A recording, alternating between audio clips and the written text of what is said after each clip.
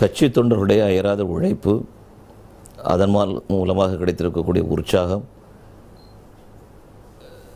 பிரதம மந்திரி வேட்பாளராக நரேந்திர மோடி அவர்கள் அறிவிக்கப்பட்ட பின்பாக தமிழகம் முழுவதும் இருக்கக்கூடிய மக்களால் அவர் ஏற்றுக்கொள்ளப்பட்ட நிலை. ஆகவே பிஜேபியுடைய வளர்ச்சி அபரிமிதமாக இருக்கிறது. கடந்த தேர்தல்களில் நாங்கள் சந்தித்த நிலையை விட இந்த தேர்தலில் ஒரு ஆளும் கட்சி என்கின்ற நிலையை அடைந்தது போன்ற ஒரு உணர்வோடு நாங்கள் பணியை துவக்கியிருக்கின்றோம்.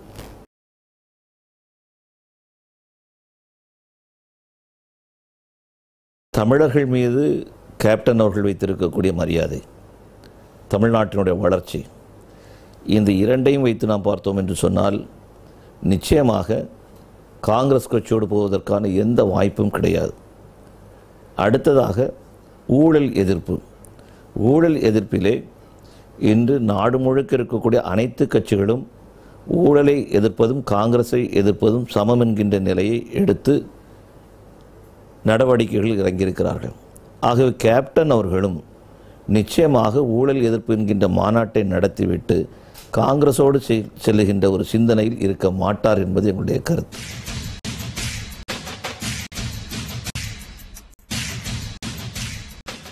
ஆயிரத்தி 1967 கொள்கையின் அடிப்படையில் திராவிட முன்னேற்றக் கழகம் கூட்டணியை ஏற்படுத்தியது என்று சொன்னால் ராஜாஜி அவர்கள் அதில் போய் சேர்ந்திருக்க முடியுமா?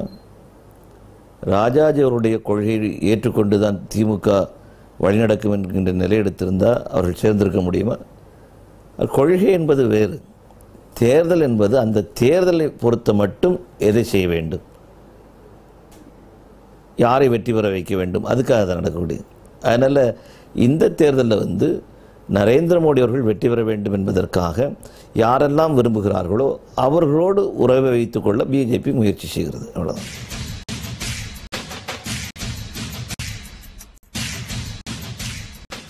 இலங்கையில் இருக்கக்கூடிய தமிழர்களுக்கு ஒரு நம்பிக்கை தானாகவே ஏற்படும்.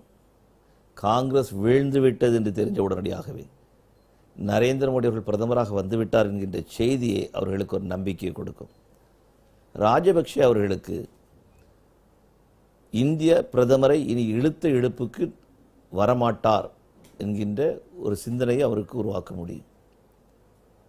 நினைத்த மாத்திரத்தில் எதை வேண்டுமானாலும் தமிழர்களிடம் செய்ய முடியும் என்கின்ற அந்த பார்வை அவருக்கு இருப்பதற்கான வாய்ப்பு இல்லாமல் போகும். 2 விஷயம். 3வது விஷயம், இலங்கை தமிழர்களை பாதுகாக்க வேண்டிய கட்டாய பொறுப்பு இந்திய அரசாங்கத்திற்கு உள்ளது.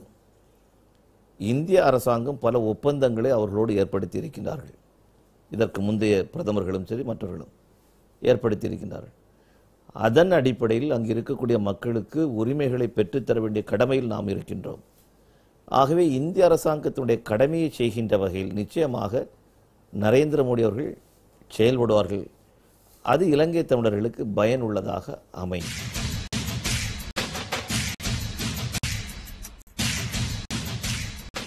ரெண்டு கடற்படையைச் சேர்ந்த மாலுமிகளுக்காக இத்தாலியில் உள்ள அரசாங்கம் தன்னுடைய தூதரை திரும்ப பெறுவதற்கு அவங்க முயற்சி பண்ணிட்டு இருக்கிறாங்க. 2 பேருக்கு இங்கே 500க்கு மேற்பட்ட நம்முடைய மீனவர்கள் செத்தாச்சுது, கொல்லப்பட்டிருக்கிறார்கள். நம்ம அரசாங்கம் வாயை திறக்கலை.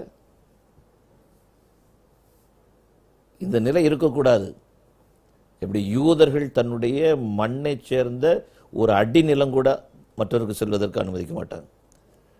யூதர்கள் தன்னுடைய இனத்தைச் சேர்ந்த ஒருவர் கூட கொல்லப்படுவதற்கு, பிறரால் கொல்லப்படுவதற்கு அனுமதிக்க மாட்டாங்க.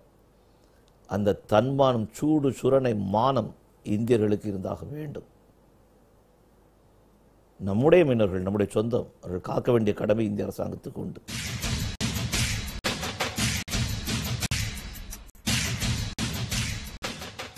கவுடா அவருடைய ஆட்சி, குஜராத்துடைய ஆட்சி, இதெல்லாம் நீ பார்த்தீங்கன்னு சொன்னாலே அதெல்லாம் பிரதமராக இருந்தாங்களா அப்படின்னு சொல்லிட்டு மக்களுக்கு ரொம்ப நினைவு கூர்ந்து பார்க்க வேண்டிய அளவில் இருக்குது. அந்த அளவுக்கு வருவாங்க போவாங்க. இது நாட்டுக்கு நல்லது கிடையாது. நாட்டினுடைய ஸ்திரத்தன்மைக்கு வருங்காலத்திற்கு இது நல்லது கிடையாது.